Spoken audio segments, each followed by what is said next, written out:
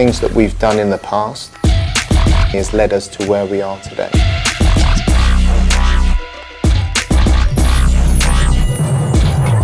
This is Sports Real. My name is Simon Thurston. My guest today is Nick Watson, British-born entrepreneur and endurance athlete.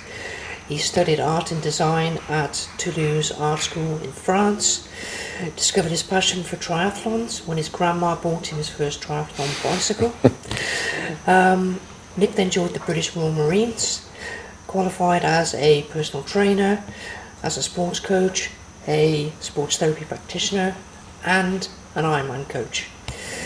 He's married to Delphine, and between them they have two beautiful children, Rio, 13, and Tia, 10. Nick, welcome to Sports Real. Thank you very much. Thanks for having us here. Okay, so before we sort of dive into life in Dubai, because you've been here for 20 years now, let's talk about your pre-Dubai days.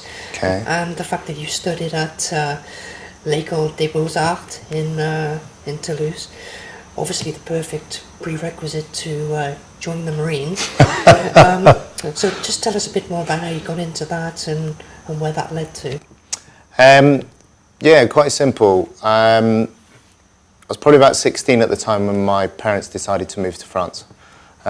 Gave everything up in the UK for probably obvious reasons. It's dark by 4 o'clock, rains a lot, quite cold. So they were looking for somewhere a little bit more sunny.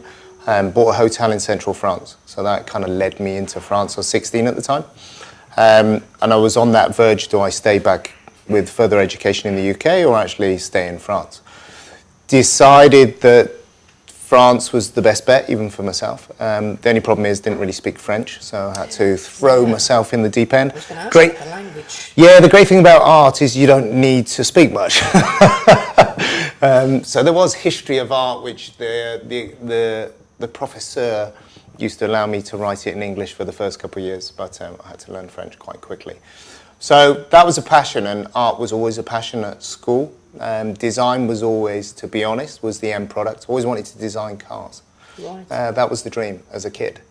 So started the École des Beaux-Arts in Toulouse, but the first summer that I was at my parents' hotel in France, the hotel's on the side of a lake called Hotel du Lac, and they had a triathlon, a mini triathlon, a sprint triathlon. So I did it, and fell in love with the sport. So by the time I got to Toulouse, got heavily into the sport, hence the bike being bought by my grandmother. I still have the frame, by the way. And so I started triathlons and grew very passionate about it. We started a triathlon club in Toulouse and started to race, and we started to race a lot. Wow, so what age were you at this stage? I was like 16, 17. Yeah. So early days. So this was a new sport for me. I'm not a really swimming background, always kind of a good runner at school. More of a rugby player. I think we were talking about that a little bit earlier about different sports. So I wasn't really the endurance athlete, but I learned very quickly that this was something that I thoroughly enjoyed. It was a mental game, great for me. So we're in Toulouse, and we started a triathlon club, got to race, and came to realise that maybe the art career at the time was not where I wanted to be. Maybe sport of some sort or physical activity. And decided to look into a military lifestyle. I was probably fortunate enough as a child that I went to a boarding school. So kind of always surrounded by that kind of comradeship with guys, having fun, playing football, rugby, sport. Art school, that didn't really happen much. So that was a little bit of a change, and I kind of missed that. And I thought... That was the transition from something as free and easy as art school into strict, regimented... Well, boarding school's a bit like that anyway. So, obviously, I did go into, obviously, this kind of art school environment, which, to be honest, I thoroughly enjoyed, and had some really good times in Toulouse. But I had this craving for this kind of sporting, active kind of career, and joined the Royal Marines. And took a little bit of time to get in. Probably the one thing, because we were based in France by then, so obviously if you're joining from France, from abroad, even though we're English nationals, British nationals, it did take its time. But finally, obviously, we got in and spent 5 wonderful years in the Royal Marines. Had the chance to travel a lot, and And probably the most important thing, you get paid to keep fit. That is, again, the Royal Marines is renowned for that. And I'd had 5, my wife's not here, I could say some of the best years in my life. If she was here, I probably wouldn't say that. And yeah, just had the opportunity to meet some great guys and yeah, travel the world and get some free haircuts and yeah, that was a kind of a good start to the kind of fitness which led into the fitness industry. Sure. So where were you based in the UK? We're based up in Arbroath, up in Scotland, Oh, okay. so just up from Dundee. Yeah, quite an unusual spot, but we're our unit, so we're 3 units within the Royal Marines. So our unit was obviously, because we were the most northern based, it did mean that we did most of the northern winter training. So we spent a lot of time in the hills in Scotland, spent a lot of time in Norway, and that's where a lot of our training was there as well. So yeah, that was pretty awesome. So that allowed us to get up in the hills and you know, do a lot of rides. Yeah, great training, great, beautiful. Yeah, cool. And then fast forward, and this is generally a question I ask most of my guests, is, you know, what brought you to Dubai? There's generally with people there's a story. So how come you ended up? Well, look, here? when I finished the Royal Marines again, I kind of looked into a career in health and fitness, and that's when we got trained as a therapist and a trainer, and met my girlfriend on the course, Delphine, obviously wife today, and when we finished the course, we decided that, again, a little bit like my parents, we didn't want to stay in the UK, wanted to find somewhere a little bit warmer. The summer that I was actually doing a course was actually in a friend's wedding, and the groom's brother was actually based in Dubai, and we just got chatting, and we'd started that kind of perception that we didn't want to stay in the UK, we wanted to travel abroad, wanted to work anywhere, and find somewhere that was a little bit warmer than Blighty. And I remember speaking to him, and this is over 20 years ago, and he actually mentioned that he's still here, actually, he's a school teacher.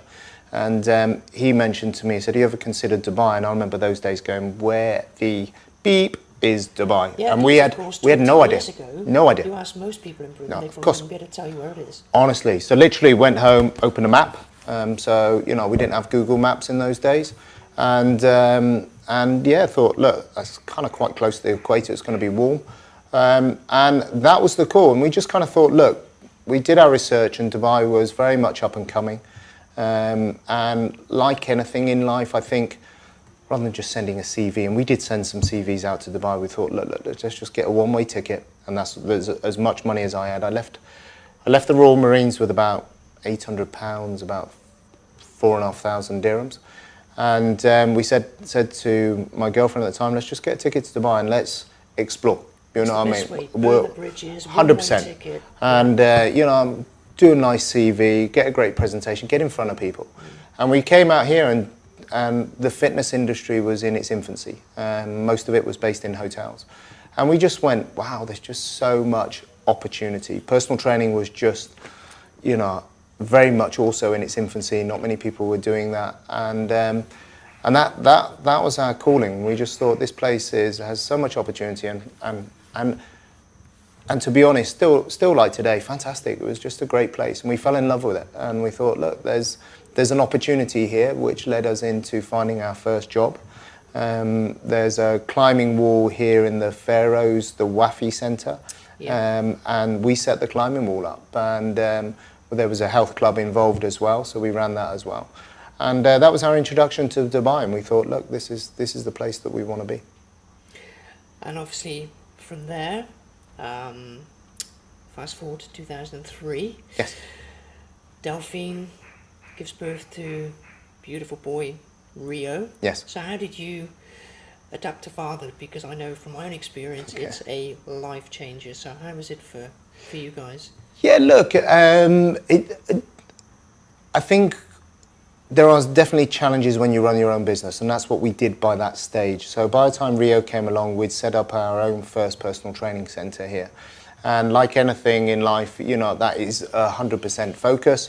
A little baby boy comes along at the same time, so you're managing everything. But very much life-changing. And like any father, you know, I'm, like I said, a guy that's played rugby, done multiple sports. You know, your first child's your son, a son. The first thing you're starting to dream of is playing rugby together. Yeah. So Rio came into our lives in 2003. Yeah, yeah. And then, of course, 6 months later, your lives changed again. Yeah, 100%. Yeah.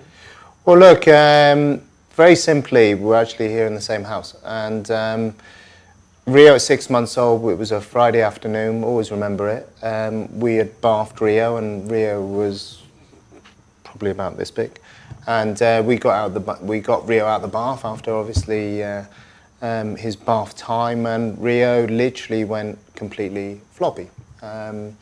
His fingernails went blue, his lips went blue, and he went into this extremely pale state. And we were left holding, we had no idea what was happening, this floppy, lifeless child. So we panicked. Well, actually, one of us panicked, one of us stayed calm, and we got him into the car, and we drove down to the nearest hospital. And after about 6-7 minutes, Rio came out of this episode. So we got Rio into the car, and we rushed down to the hospital. And again, after about 6-7 minutes, this episode stopped. By the time we got to the hospital, he was still fatigued. We had no idea what happened, but by the time we saw the specialist, he was like, well, he looks okay, and sent us home. So we came up. Next day, the Saturday, exactly the same thing. We bathed him, and he went into the same state. So straight after bath? Straight. We thought and we thought maybe that was the reason. But then a couple of days later, for no other reason, we were downstairs, another one, and then they continued. And there was no reason why they were happening, and they would last again. Probably about 7 minutes always came to mind. So we'd literally have this very lifeless child. Which I guess when you're actually experiencing it, it's horrendous. Like 30, 40 minutes an hour, 7 minutes. Less. It's a lifetime. It is a lifetime, and you know, still today, no parent needs to go through that.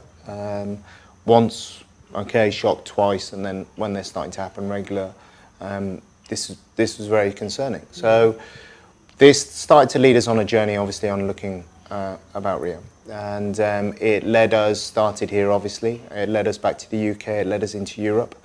And it took us just over 4 years to find out what Rio's condition was. We'd been, I wouldn't say misdiagnosed, but we'd had other diagnoses along the way. And something I think I learnt is mums always know best. And Delphine continued to say, no, this is not right. We need to keep pursuing. Until we found a genetics specialist back in London, in Harley Street. And they started, obviously, to take samples from the family, including Rio, obviously. Which led us to find that we're actually all made up of about 22 pairs of chromosomes, just over. And Rio's condition is so rare that on chromosome 1, he has a small part that's deleted, if that makes sense.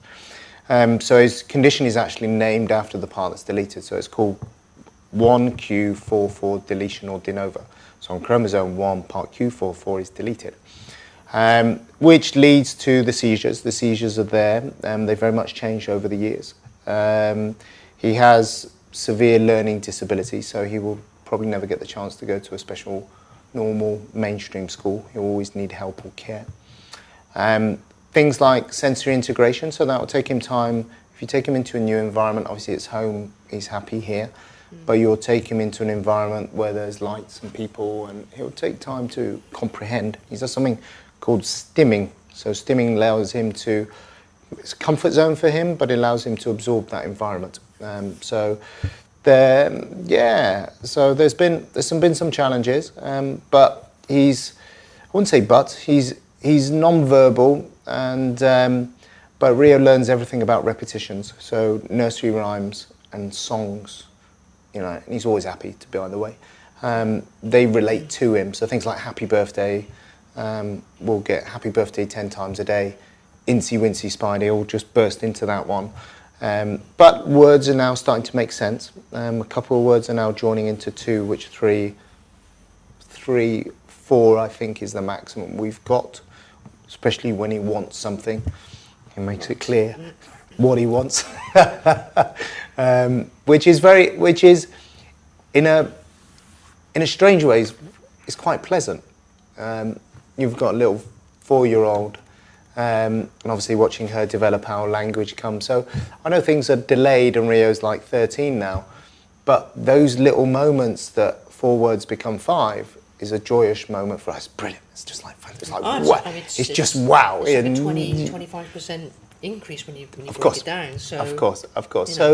So yeah, we got things to look forward to, but we have challenges along the way, and that kind of probably brings us up to date with Rio. Yeah, and I mean, actually, thinking about the repetition aspect, and that's how a lot of people learn anyway. Yes, it's just exactly. Constant repetition, and eventually it sticks. So. Yeah. So, yeah, happy boy. That's the main thing. Yeah. And obviously, as we've already discovered, in terms of your life to this point, full of challenges, different adventures, and thinking about you and your life, and then Rio's arrived, maybe getting back into doing some of the things you did prior to him arriving, Ironman and that sort of thing, and then bam, something else on your plate. Yeah, look, it was bizarre actually. It was one of those things that when you train, obviously you get to know your body really well. And we were training, just obviously how I would with my wife, going to the gym, but over a period of time was really kind of struggling, wasn't recovering, feeling lightheaded. And just went and saw a specialist, and the specialist said, "Oh, you look really pale. You know what I mean? We're going to do some tests." And I was like, look. How many sort of hours a week were you training at this point? Look, we'd probably put in 8 to 10 hours a week going to the gym, running, just kind of an average, the daily runs and swims, etc. But nothing intense. I wasn't really preparing for anything. It was just typical weekly training. It wasn't preparing for a race or anything. But we started to discover, and I started to feel that I wasn't recovering very well. And we went to see a specialist, and her first comment was like, "You look pale."